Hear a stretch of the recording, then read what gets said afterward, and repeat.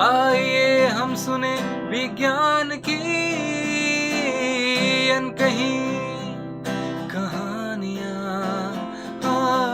आइए हम सुने विज्ञान की अनसुनी कहानियाँ। एक नई दुनिया की आवाज आपकी आवाज, विज्ञान की आवाज, की आवाज। Celebrating Azadi Ka Amrit Mahotsav, we bring you all a podcast series on STEM popularization. That is, science, technology, engineering, mathematics, and medicine. Supported and catalyzed by the National Council for Science and Technology Communication, the Government of India. Program is produced by Media for Community Foundation. Creative content and technical support is given by Farzeen Sultan. एक नई दुनिया की आवाज आपकी आवाज, विज्ञान की आवाज, की आवाज, की आवाज। रात को जब हम आसमान को देखते हैं तो हर एक सितारा हमारी आंखों के सामने चमकता है। लेकिन क्या आपने कभी सोचा है ये चमकते सितारे किस प्रकार के होते हैं? आज हम आपको ले चलते हैं एक नए सफर पर, जहां हम इन सितारों के टाइप्स के बारे में बात करेंगे। सभी सितारे एक जैसे नहीं होते। हमारे सूरज की तरह, जो कि एक येलो ड्वार्फ स्टार है, ये ना तो बहुत गर्म होता है ना ही बहुत ठंडा। ये अपनी लाइफ में एक स्टेबल स्टेज पर होता है और इसकी रोशनी हमारी जिंदगी के लिए बहुत जरूरी है। जैसे हमारा सूरज, ऐसे ही स्टार्स अपनी एनर्जी को धीरे धीरे रिलीज करते हैं और सबसे ज्यादा वक्त तक स्टेबल रहते हैं। फिर होते हैं रेड जायंट्स, जो अपनी लाइफ के एंड स्टेज में होते हैं। जब ये स्टार्स अपना फ्यूल खत्म करते हैं तो ये अपना साइज बहुत बड़ा कर लेते हैं। इनका कलर लाल होता है और ये अपनी रोशनी थोड़ी धीमी प्रकाशित करते हैं, लेकिन साइज के मामले में ये काफी बड़े होते हैं। और सबसे गर्म और भारी स्टार्स होते हैं ब्लू सुपर जायंट्स। ये स्टार्स अपनी लाइफ साइकिल में सबसे तेज होते हैं और अपनी एनर्जी बहुत ज्यादा रिलीज करते हैं। इनकी रोशनी बहुत इंटेंस होती है, लेकिन ये बहुत जल्दी अपनी लाइफ साइकिल कंप्लीट करते हैं और इनका अंत एक बड़े सुपरनोवा एक्सप्लोजन के रूप में होता है।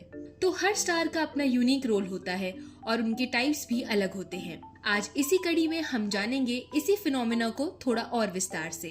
एरीज यानी Aryabhatta research institute of observational sciences में साइंटिस्ट एफ के पद पर कार्यरत डॉक्टर जीवन पांडे से।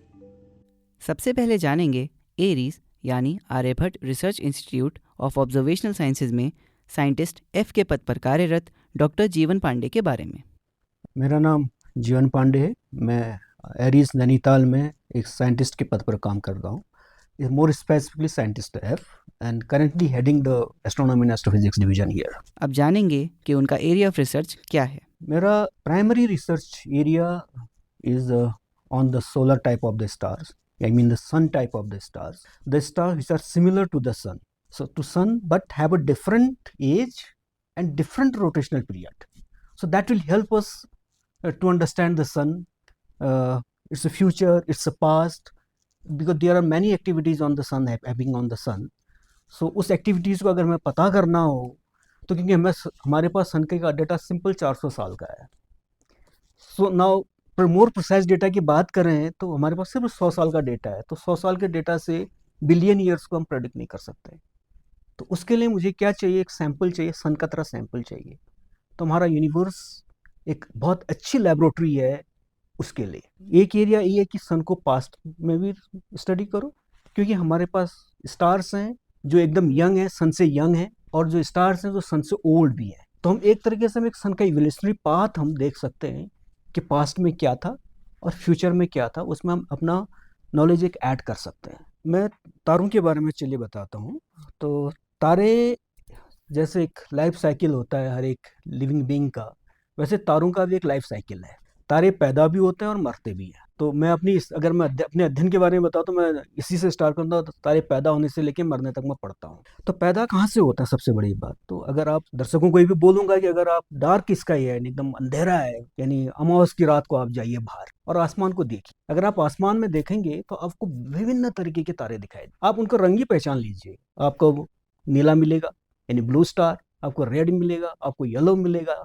3 स्टार आपको क्लियरली आपको आइडेंटिफाई कर सकते हैं 3 तरीके के स्टार हैं। तो 3 तरीके के स्टार हैं तो क्यों भाई इनके रंग अलग अलग क्यों है, मतलब इनका तापमान अलग अलग है। तो अब ये तारे पैदा कहाँ होते हैं, पैदा एक क्लाउड होता है, मॉलिकुलर क्लाउड होता है। पर्टिकुलरली हमारा जो यूनिवर्स है हाइड्रोजन अबंडेंट है, मैक्सिमम उसकी अबंडेंस है हाइड्रोजन की। तो उस क्लाउड क्या होता है, वो क्लाउड किसी थर्ड रीजन से या कहीं कुछ ऐसा चीज हो गया उसको ट्रिगर करता है। तो ट्रिगर होने के बाद वो क्लाउड क्या होता है, कोलैप्स होना शुरू करता है। तो कोलैप्स होना शुरू करेगा तो एक पॉइंट पे आपका मास इकट्ठा हो जाएगा। जब मास इकट्ठा होने का धीरे धीरे जब मास इकट्ठा होता है तो जो मास जो द्रव्यमान है ना, ग्रेविटी जो है, एक ग्रेविटेशनल पोटेंशियल एनर्जी आती है हमारे क्रम में, जो जैसे अर्थ हमको अपनी तरफ खींचती है, तो इस तरह से ग्रेविटी की वजह से एक पॉइंट पे इकट्ठा होने लगेगा। और वो एनर्जी जो होती है, आधी एनर्जी जो होती है हीट में कन्वर्ट हो जाती है। जब हीट में कन्वर्ट हो गई तो वो मॉलिक्यूल है उधर गर्म हो रहा है तो टूट जाएगा, दैट डिसोशिएट हो जाएगा, तो हाइड्रोजन एटम में आ जाएगा। तो ये प्रोसेस चलती रहती है अनटिल एंड अनलेस कि हाइड्रोजन एटम से इलेक्ट्रॉन बाहर ना निकल जाए, because atom is a formation of the nucleus and the electron. तो न्यूक्लियस होता है, न्यूक्लियस मतलब सेंटर में न्यूक्लियस होता है, न्यूक्लियस में प्रोटॉन और न्यूट्रॉन होते हैं और बाहर इलेक्ट्रॉन मूव करते हैं। तो इलेक्ट्रॉन निकल गया, अब न्यूक्लियस रह गया उधर। तो न्यूक्लियस अब क्योंकि अगेन फ्री फॉल आपका होते जा रहा है क्योंकि ग्रेविटी है, नीचे से इतनी एनर्जी नहीं आ रही कि उसको सस्टेन करे। अब क्या होगा, जब 1,000,000 डिग्री केल्विन जब टेम्परेचर उधर पहुंचा था किसी भी रीजन से, तो वहां पर आपका न्यूक्लियर फ्यूजन हो जाता है, यानी एटम परमाणु बम बनने शुरू हो जाते हैं। परमाणु बम नहीं कहूँगा, उसका न्यूक्लियर बम कहते हैं, नाभिकीय बम एक तरीके से। परमाणु बम थोड़ा सा डिफरेंट होता है। तो न्यूक्लियर बम जब बनना शुरू हो जाता है, यानी फूटने शुरू हो जाते हैं, यानी न्यूक्लियर फ्यूजन रिएक्शन हो जाता है। तो एक न्यूक्लियर फ्यूजन रिएक्शन में एक हाइड्रोजन और एक हाइड्रोजन जब ऐड करते हैं तो इस इनॉर्मस बहुत ज़्यादा एनर्जी रिलीज, और वहाँ तो असंख्य आपके हाइड्रोजन बम, न्यूक्लियर बम जो फूट रहे हैं, हाइड्रोजन बम। यही कारण है जो सन से हमारे पास ऊर्जा आ रही है। अब इतना एनर्जी, मैंने कहा ना, मिलियन डिग्री, यानी 1,000,000 10 lakh degree kelvin, 10 lakh degree centigrade समझ लीजिए। तो 10 लाख डिग्री सेंटीग्रेड टेम्परेचर जब हो जा रहा है तो उस टेम्परेचर पे क्या हो गया, 2 न्यूक्लियस मिल रहे हैं, फ्यूज हो रहे हैं, मतलब मिल रहे हैं एक दूसरे। उस मिलने में क्या होता है, उसका मास जो होता है, जो हीलियम बन जाता है, हाइड्रोजन से हीलियम बन जाता है, तो उसमें क्या होता है, मास डिफेक्ट आ जाता है। यानी एग्जैक्टली 2 हाइड्रोजन मिलेंगे तो मास डिफेक्ट आ जाएगा। तो वो मास डिफेक्ट जो होता है, उस मास डिफेक्ट की वजह से हमको एनर्जी मिलती है। आइंस्टीन का रूल है, उस हिसाब से वो एनर्जी उसके सन के या स्टार के कोर में पैदा हो रही है। अब कोर में पैदा हो रही है, लेकिन कोर में आने से, कोर से लेके जो सेंटर के कोर हो रहा है उसका लगभग, हम अगर मैं उस रेडियस दूँ सन का, लगभग 7 लाख किलोमीटर है।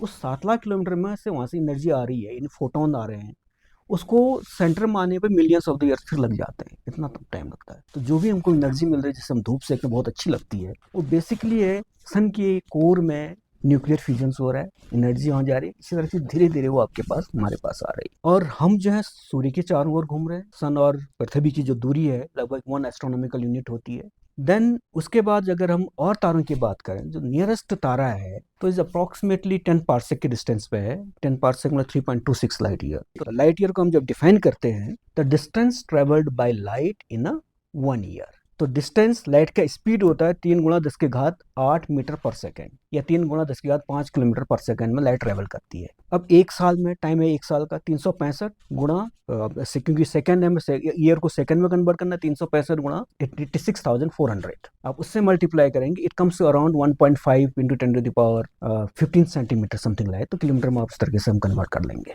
तो इतनी डिस्टेंस आपकी होती है लाइट ईयर। सो जो नजदीक वाला तारा है, सबसे नजदीक का तारा है प्रोक्सिमा सेंटोरियम बोलते हैं। तो नजदीक का तारा है 1 पार्सेक डिस्टेंस, लगभग 3.26 एस्ट्रोनॉमिकल यूनिट, और 3.26 गुणा 1.5 into 10 to the power 15 centimetre के आसपास है। तो उतना दूर एक नजदीक का तारा है, और वो हमारे आंखों से दिखता नहीं है। तो आंखों के देखने के लिए अगेन हमें कहाँ जाना पड़ेगा, टेलीस्कोप पे जाना पड़ेगा। और टेलीस्कोप में भी आंख से हम देख नहीं पाएंगे उसको। जब हम लंबा एक्सपोजर है, अंधेरा होता है ना रात को, हम अपने मोबाइल फोन से लंबा एक्सपोजर देते हैं, वैसे हमें लंबा एक्सपोजर देंगे तब जाके वहाँ पर वो तारा दिखता। अब देखो, आसमान में जितने भी तारे दिख रहे हैं, चाहे कुछ तारे आपको फेंट दिख रहे हैं, कुछ तारे बहुत ब्राइट दिख रहे हैं, कुछ ब्राइट हैं, लेकिन कुछ वो ब्राइट तो लेकिन बहुत दूर है, जितनी दूर जाओगे उतना फेंट हो जाएगा। क्लियर है, अगर आप किसी दिल्ली शहर में भी रहें, दूर की लाइट आपको बहुत फेंट दिखेगी, इवन इफ वो इक्वली ब्राइट हो जो आपके पास की हो। जब जितना दूर जाओगे, क्योंकि वो इनवर्स स्क्वायर लॉ पे फॉलो करती है।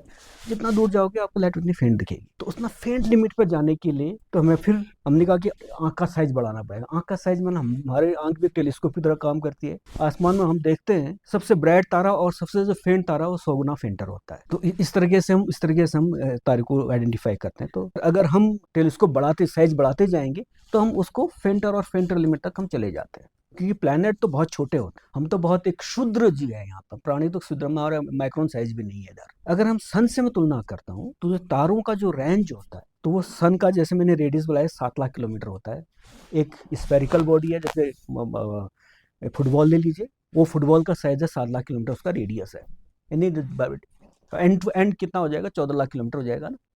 तो 14 लाख किलोमीटर का आपका डायमीटर हो जाएगा एंड टू एंड आपका उसका, वो तो इतना है। लेकिन हमारे पास उससे the 1/10 of the sun's mass radius 1/10 से लेके 100 गुना तक बड़े तारे हैं। तो अभी तो अगर मैं द्रव्यमान के तौर पे कहूँ, सन का द्रव्यमान जो है, मास जो है, इस अराउंड 2 × 10⁻33 ग्राम, यानी 2 × 10⁻30 किलोग्राम है सन का द्रव्यमान। अगर मास के टर्म्स में करूँ, सबसे मैसिव जो अभी हमको डिस्कवर हुआ है अप्रोक्सीमेटली 300 टाइम्स सन के मास के ज्यादा है। 300 गुना सन के मास के ज्यादा, मतलब मैं कह रहा हूँ 2 3 600, 6 × 10⁻35 किलोग्राम है। तो उतना भारी है, उतने भारी स्टार है। तो इस तरीके से स्टार जो मैं भी आप पैदा करने की बात बोल रहा था, स्टार डिफरेंट स्टार्स इस तरीके से पैदा होते हैं। डिपेंड करता है कि वहाँ पर क्लाउड आपका किस तरीके से है। तो स्टार पैदा होके एक यंग, अभी सन को हम कहते हैं यंग है, अपनी जवानी पे है सूरज अभी। समय के साथ साथ क्या होगा, मैंने बोला कि सेंटर पे आपका कोर में जो होता है न्यूक्लियर फ्यूजन हो रहा है, यानी बम फट रहे हैं उधर। वो बम फटना भी तो एक लिमिट होगी, हमेशा ही तो नहीं फटेंगे। तो वो लिमिट एक बार खत्म हो जाती है। जब लिमिट खत्म हो जाएगी एक बार जो बम फट के, तो थोड़ा सा सन सिकुड़ने लगेगा। क्योंकि अब नीचे क्या हो रहा है, बेसिकली सन हमारा स्टेबल, हमको तो मैंने कहा ना ग्रेविटी की वजह से मास फॉल करते रहे, तो नहीं तो सिकुड़ जाना चाहिए था। कोई ना कोई तो उसको बैलेंस कर रहा है। जो बैलेंस कर रहा है वो नीचे से आपका हीट आ रही है, रेडिएशन आ रहा है, वो रेडिएशन आपको बैलेंस कर रहा है। तो इसलिए सन हमको स्टेबल दिखता है, न घटता है न बढ़ता हुआ है। हालांकि माइन्यूट स्केल में देखें वहां पर ऑसिलेशंस होते हैं घटने बढ़ने के।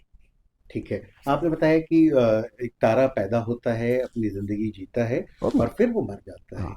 तो हमें ये भी बताइए कि तारा पैदा होता कैसे है। हाँ, अब मैं पैदा होता कैसे, मैं ये बता रहा था आपको।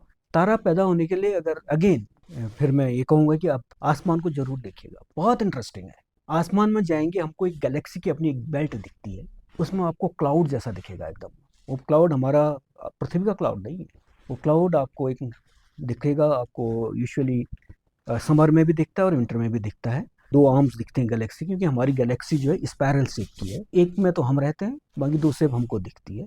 तो स्पायरल शेप में अगर आप उसको देखेंगे तो उसमें आपको दिखेंगे बादल जैसे। रात जो होनी है तो एकदम अंधेरी होनी चाहिए, मून वाले लाइट में नहीं दिखेगा आपको अच्छे से।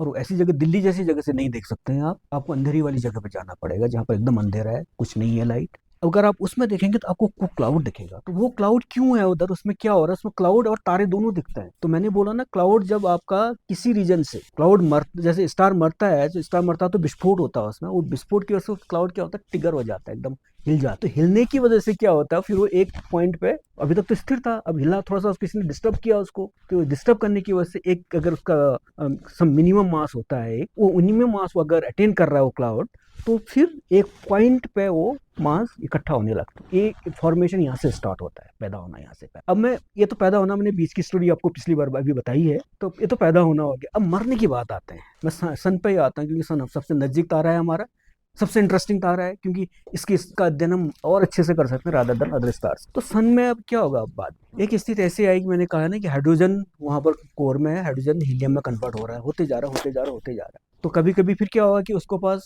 इतना वो नहीं आएगा कि हाइड्रोजन नहीं है कि अब हीलियम में कन्वर्ट, इतनी ताकत नहीं कि हाइड्रोजन हीलियम में कन्वर्ट हो रहा है। क्योंकि हीलियम को कन्वर्ट होने के लिए फिर और ज्यादा टेम्परेचर चाहिए आगे की ओर। हाइड्रोजन हीलियम में होगा, हीलियम फिर हैवियर एलिमेंट पे जाते रहेगा अप टू आयरन तक।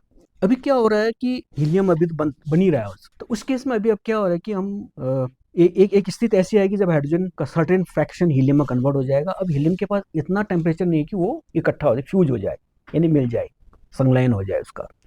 उस केस में हम क्या करते हैं, ज़्यादा टेम्परेचर और बढ़ाना है उसको कि हीलियम फ्यूजन। जब टेम्परेचर बढ़ जाता है तो सडन ब्लास्ट होता है उधर। इसमें फिर ग्रेविटी आई, ग्रेविटी फिर टेम्परेचर को बढ़ाती है। ऑलरेडी हाइड्रोजन फ्यूज हो रहा है, ग्रेविटी भी इंक्लूड कर रही है। तो इस केस में क्या होगा, फिर ब्लास्ट होता है, सन एक बड़ा आकार ले लेगा। सन इतना बड़ा आकार लेगा कि अर्थ भी उसमें आ सकती है, आगूस में आ सकती है, तो खा लेगा अर्थ को। जो पुराने दिनों बोलते थे ना, प्रलय हो जाएगा, समथिंग लाइक दैट कि सन अर्थ को भी ले लेगा, यहाँ लाइफ की एग्जिस्टेंस खत्म हो जाएगी। लेकिन अभी नहीं, अभी आधी उम्र पास कर ली, आधी उम्र और है। आधी उम्र कितना है? 4.5 अरब साल। तो 4.5 अरब साल और है, हमें इतना टेंशन करने की जरूरत नहीं है, हम अपना जीवन जी लेंगे।